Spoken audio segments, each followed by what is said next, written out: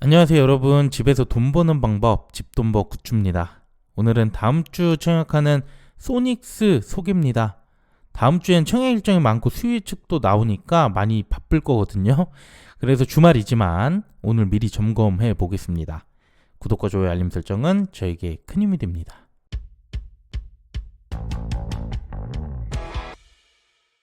4주차는 이렇게 청약이 많아요. 소닉스 청약이 26일부터니까 유진과 유튜바이오 그리고 KB스펙 환불금까지 모두 다시 활용이 가능하고요. 다만 좀 아쉬운 건 환불까지 총 4일이 소요된다는 거, 비례까지 하는 분들은 이자 부담이 좀 되겠습니다. 그리고 서울보증보험은 규모가 꽤 큰 공모주인데 수요 예측이 많이 저조했다 이런 기사들이 나오더라고요. 철회 가능성이 있어서 이건 수요 예측 결과 나오면 소개해 드릴게요. 공모 내용 보겠습니다. 소닉스는 무선통신 반도체 장비를 만드는 업체인데요. 자세한 건 조금 뒤에 다시 말씀드릴 거고요. 반도체 쪽은 수요 예측까지 무난하게 보통 나오긴 했어요. 그 외 공모 주식 수는 총 360만 주, 일반 청약자에게 90만 주 배정하고요. 모집 금액은 최대 252억, 일반 청약자는 63억입니다. 시총은 1200대 공모주고요. 주관사는 KB증권 단독, 공모가는 5에서 7천원 사이입니다. 유통금액은 최대 369억인데 비율로는 30.5%, 많지는 않아 보입니다. 그리고 상장일은 현재까지로는 11월 7일 화요일 단독 예상됩니다. 청약한도 보겠습니다. KB증권이고요. 최소 청약수 10주, 공모가 상단 기준으로 35,000원 필요합니다. 온라인 등급 기준 3만 주, 1억 500만원까지 청약 가능한데요. 25일 청약 전일까지 마이데이터 자산 연동 시에는 우대 120% 36,000주 가능합니다. 아직 안 해놓으신 분들은 미리 해두시면 좋겠죠? 자, 그러면 지금부터 이번 청약의 핵심 포인트 말씀드려 볼게요.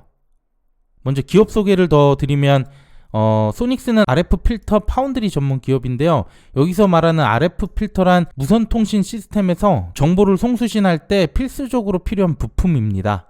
주로 핸드폰, 자율주행, 우주 항공 등에 쓰이는 장비들이고요. 5G 통신 쪽이 최근에 그렇게 크게 확대되지 않고 있기는 한데 2028년까지 시장 전망은 굉장히 좋습니다.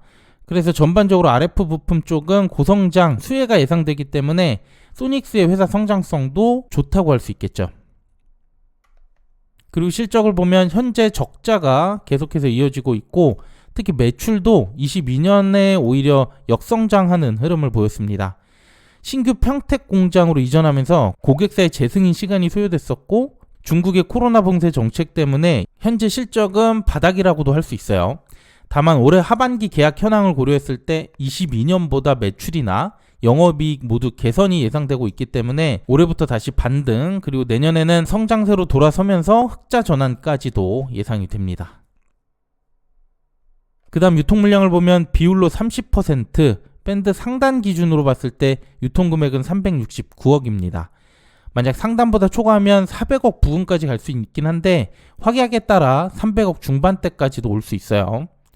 또 주주 구성을 보면 공모주주가 20%로 가장 많고 그 외 벤처금융 6.8%, 법인이 3.1%, 법인 주주는 보호회수 지분이 없기 때문에 이 물량 그대로 나올 가능성이 높은데 벤처금융은 나머지 44%의 많은 물량이 있습니다. 상장 초반부터 많은 물량 내놓기 쉽지 않아요.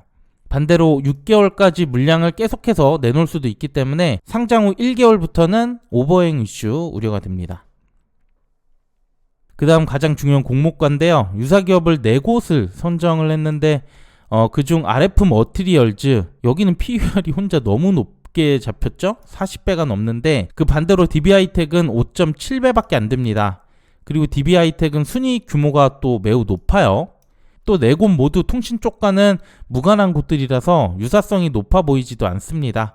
평균 PER 16.55배 이렇게 적용됐지만 객관성은 떨어집니다. 여기에 주당 평가가액 산출 과정을 보면 25년과 26년의 추정 당기순이익 평균을 적용해 줬어요. 현재 가치로 환산하면 97억 정도 됩니다. 또 할인율은 46.1%에서 24.55%, 22년 이후 코스닥 신규 상장 기업 평균이 41에서 28%였거든요. 밴드 하단과 상단 약간의 차이가 있긴 하지만 거의 평균 수준으로 적용했다고 볼 수 있고요. 상단 가격 기준으로 PER을 다시 계산하면 12.5배가 나와요.